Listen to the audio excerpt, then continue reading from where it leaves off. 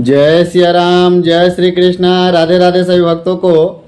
तो आइए आज सुनते हैं श्रीमद् भागवत गीता चौथे अध्याय की दूसरी भाग। मैं अपने पहले वीडियो में यहाँ तक बता चुका हूँ जो अंतःकरण और शरीर जिसने त्याग दी है तथा संपूर्ण भोगों की सामग्री जिसने त्याग दी है, ऐसा आशा रहित पुरुष केवल शरीर संबंधी कर्म को करता हुआ पाप को नहीं प्राप्त होता है। तो ये थी श्रीमद् भागवत गीता चौथा अध्याय 21वें श्लोक का अर्थ। अब मैं आपको इससे आगे सुना रहा हूँ, जिसे आप ध्यानपूर्वक सुने। भगवान श्री कृष्ण कहते हैं अर्जुन से, हे अर्जुन, अपने आप जो कुछ प्राप्त हो उसमें ही संतुष्ट रहने वाला और हर्ष शोक आदि द्वंद्वों से अतीत हुआ तथा मत्सरता अर्थात ईर्ष्या से रहित, सिद्धि और असिद्धि में समत्व भाव वाला पुरुष कर्मों को करके भी वह नहीं बंधता है, वह कर्मों की बंधन में नहीं पड़ता है, क्योंकि आसक्ति से रहित ज्ञान में स्थित हुए चित्त वाले यज्ञ के लिए आचरण करते हुए मुक्त पुरुष के सभी कर्म नष्ट हो जाते हैं। उन यज्ञ के लिए आचरण करने वाले पुरुषों में से कोई तो इस भाव से यज्ञ करते हैं कि अर्पण अर्थात अस्त्रुवादिक भी ब्रह्म हैं और हवि अर्थात हवन करने योग्य द्रव्य भी ब्रह्म हैं। इसलिए ब्रह्म रूप कर्म में और ब्रह्म रूप अग्नि में ब्रह्म रूप कर्ता के द्वारा जो हवन किया गया है वह भी ब्रह्म ही है। इसलिए ब्रह्म रूप कर्म में समाधिस्थ हुए उस पुरुष द्वारा जो प्राप्त होने योग्य है वह भी ब्रह्म ही है। और दूसरे योगी जन देवताओं के पूजन रूप यज्ञ को ही अच्छी प्रकार उपासते हैं अर्थात करते हैं, और दूसरे ज्ञानी जन पर ब्रह्म परमात्मा रूप अग्नि में यज्ञ के द्वारा ही यज्ञ को हवन करते हैं।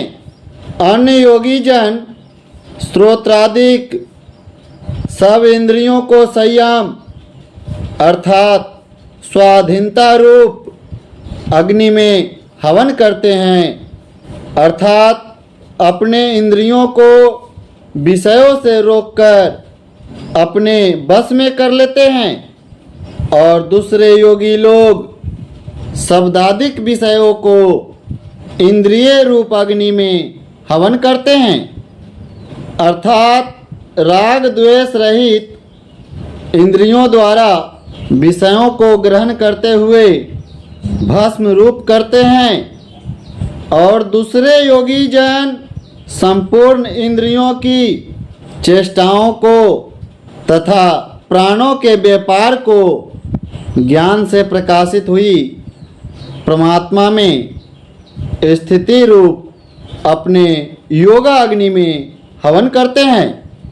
दूसरे कई पुरुष ईश्वर अर्पण बुद्धि से लोक सेवा में दर्भ लगाने वाले हैं, वैसे ही कई पुरुष अपने स्वधर्म पालन रूप तप यज्ञ को करने वाले हैं, और कई पुरुष अष्टांग योग रूप यज्ञ को करने वाले हैं, और दूसरे अहिंसादि तीक्ष्ण व्रतों से युक्त यत्नशील पुरुष भगवान के नाम का जप तथा भगवत प्राप्ति विषय के शास्त्रों का अध्ययन रूप ज्ञान यज्ञ के करने वाले हैं।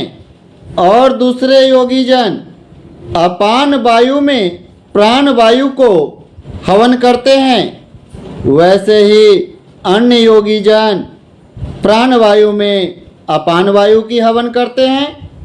तथा और भी योगी जन अपने प्राण और अपान की गति को रोककर प्राणायाम के परायण हो जाते हैं, और दूसरे योगी जन नियमित आहार करने वाले प्राणों को प्राणों में ही हवन करते हैं। इस प्रकार यज्ञों द्वारा नाश हो गया है पाप जिनका, ऐसे यह सब पुरुष ही यज्ञों को जानने वाले हैं। हे कुरुश्रेष्ठ अर्जुन, यज्ञों के परिणाम रूप ज्ञान अमृत को भोगने वाले योगी जन सनातन पर ब्रह्म परमात्मा को प्राप्त होते हैं, और यज्ञ रहित पुरुष को यह मनुष्य लोक भी सुखदायक नहीं है, फिर प्रलोक कैसे सुखदायक हो सकता है। ऐसे बहुत प्रकार की यज्ञ हमारे वेद की शब्दों द्वारा विस्तारित किए गए हैं। उन सब को शरीर, मन और इंद्रियों की क्रिया द्वारा ही उत्पन्न होने वाले तुम समझो। इस प्रकार तत्व से जानकर निष्काम कर्म द्वारा इस संसार बंधन से मुक्त हो जाओगे। हे अर्जुन, सांसारिक वस्तुओं में सिद्ध होने वाले यज्ञ से ज्ञान रूप यज्ञ सब प्रकार से श्रेष्ठ है, क्योंकि हे पार्थ, संपूर्ण यावन्य मात्र कर्म ज्ञान में शेष होते हैं, अर्थात ज्ञान उनकी प्रकाष्ठा है। इसलिए तत्व को जानने वाले ज्ञानी पुरुषों से भली प्रकार दंडवत प्रणाम तथा सेवा और निष्कपट भाव से किए हुए प्रश्न द्वारा उस ज्ञान को जानो। वे मर्म को जानने वाले ज्ञानी जन तुझे उस ज्ञान का उपदेश करेंगे कि जिसको जानकर तो फिर कभी मोह को प्राप्त नहीं होगा। और हे अर्जुन, जिस ज्ञान के द्वारा सर्वव्यापी अनंत चेतन रूप हुआ अपने अंतर्गत समष्टि बुद्धि के आधार पर संपूर्ण भूतों को देखेगा, और उसके उपरांत मेरे में अर्थात सच्चिदानंद स्वरूप में एक ही भाव हुआ सच्चिदानंद में ही देखेगा। यदि तू सब पापियों से भी अधिक पाप करने वाला है तो भी हे अर्जुन, अपने ज्ञान रूप नौका द्वारा निसंदेह सब पापों को अच्छी प्रकार तर जाएगा। हे अर्जुन, जैसे प्रज्वलित अग्नि ईंधन को बंद कर देता है तथा भस्म कर देता है, इसलिए इस संसार में ज्ञान के समान पवित्र करने वाला निसंदेह कुछ भी नहीं है। उस ज्ञान को कितने ही काल से अपने आप समत्व बुद्धि रूप योग के द्वारा अच्छी प्रकार शुद्ध अंतःकरण हुआ पुरुष आत्मा में ही अनुभव करता है। हे अर्जुन, जितेंद्रिय तत्पर हुआ श्रद्धावान पुरुष ज्ञान को प्राप्त होता है। ज्ञान को प्राप्त होकर तत्क्षण भगवत प्राप्ति रूप परम शांति को प्राप्त होता है। हे अर्जुन, भगवत विषय को न जानने वाले तथा श्रद्धा रहित और संशय युक्त पुरुष परमार्थ से भी भ्रष्ट हो जाते हैं। उनमें भी संशय युक्त पुरुष के लिए तो न सुख है और न यह लोक है और न ही प्रलोक है, अर्थात यह लोक और परलोक दोनों ही उस पुरुष के लिए भ्रष्ट चित हो जाते हैं। हे धनंजय, समत्व बुद्धि रूप योग द्वारा भगवद अर्पण कर दिए हैं। संपूर्ण कर्म जिसने और ज्ञान द्वारा नष्ट हो गए हैं, सब संशय जिसके, ऐसे परमात्मा प्रायण पुरुष को कर्म नहीं बांधते हैं।